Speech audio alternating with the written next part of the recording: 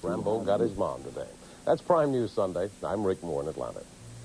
And I'm David French in Washington. The Week in Review is next. Stay with CNN.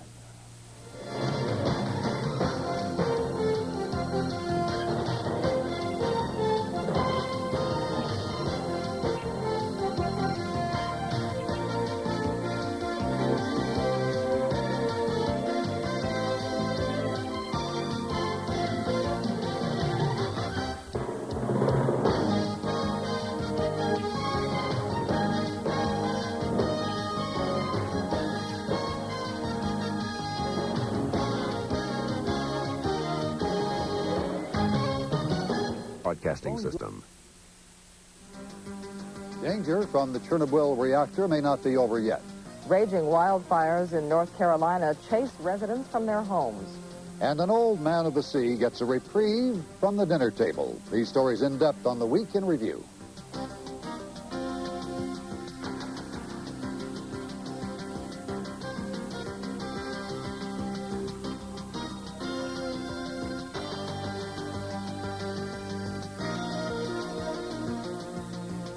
Hello, I'm Bob Kang. And I'm Lynn Russell.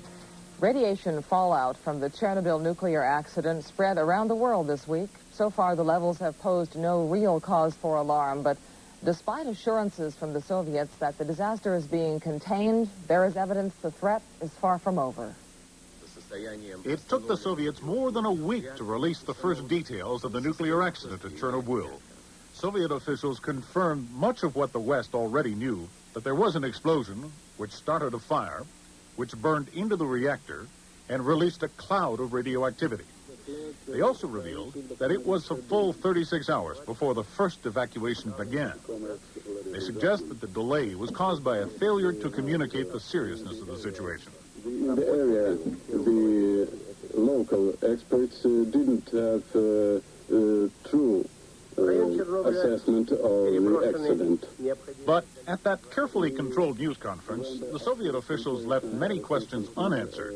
For example, how much radiation was released and what dangers still lay ahead. Soviet television showed aerials of the area around the Chernobyl plant. The nearby settlement of Pripyat is reported to be a ghost town with only an occasional official vehicle in the streets. As many as 84,000 people were evacuated from the area. The Soviets invited two officials of the International Atomic Energy Agency to survey the situation. Well, we have seen the site from the air, and we have seen that the little smoke is still coming up from the damaged plant. The visiting experts later told Western reporters that the situation seemed to have stabilized.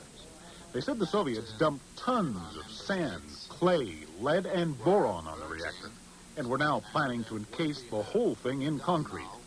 The Soviets promised to give the international agency the results of radiation monitoring in the surrounding areas. The closest that Western reporters could get to Chernobyl was a farm just outside Kiev, which was turned into an evacuation center. They don't know when they can go back, and the officials told us that nobody knows when they can go back.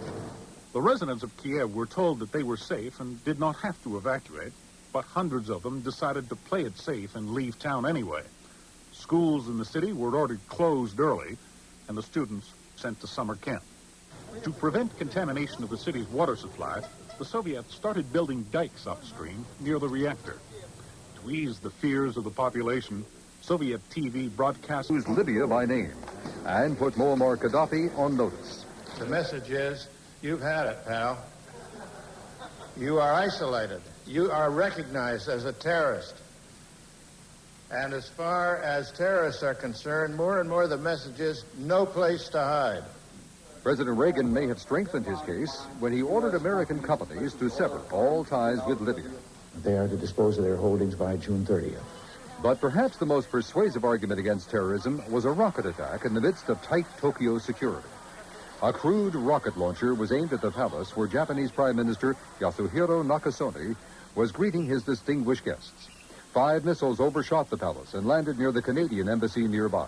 I heard a bang, and then the second bang, I saw a trail of smoke. The third one went off, and that was the one that was right over the bedroom. It scared us to death. The group that claimed responsibility is the same group that staged a heavily guarded demonstration in the streets of Tokyo just hours before the rockets went off. The next day, more than 20 small bombs exploded in subway stations in the capital. There were no injuries and very little damage, unless you count the embarrassment to Prime Minister Nakasone, who had promised that summit security would be unassailable. Nakasone lost face in other respects, too. He failed to get the Western leaders to intervene to stop the rise of the Japanese yen. I do not believe in fixed exchange rate. They don't stay fixed. Instead of controlling currencies, the summiteers agreed only to monitor the exchange rates and other economic signals through a new mechanism called the Group of Seven. This will help reduce trade imbalances by tackling their underlying causes and promote greater exchange rate stability. We also believe this will result in greater stability in the yen-dollar relationship, something both the United States and Japan desire. There was a last-minute addition to the summit agenda, nuclear safety. The summit leaders rebuked the Soviet Union for withholding information about the accident at the Chernobyl nuclear plant. A breakdown at a nuclear power plant that sends radioactive material across national frontiers is not simply an internal problem. There was little on that, and subtract the tax you paid on column A from column B, take the difference, which we'll call C, and add it to your tax back in column A. That's exactly what we intended. If that explanation lost you, we'll give it another try. Here in brief is what the Finance Committee... And you're making $40,000 or $41,000, you're in the 15% tax bracket. You don't go above that until you go above that income. Your taxes are being lowered because we have raised the taxes on people that are not paying any taxes at all now. And I think that is a perfectly sellable product and a perfectly fair product. Whether the plan is perfect...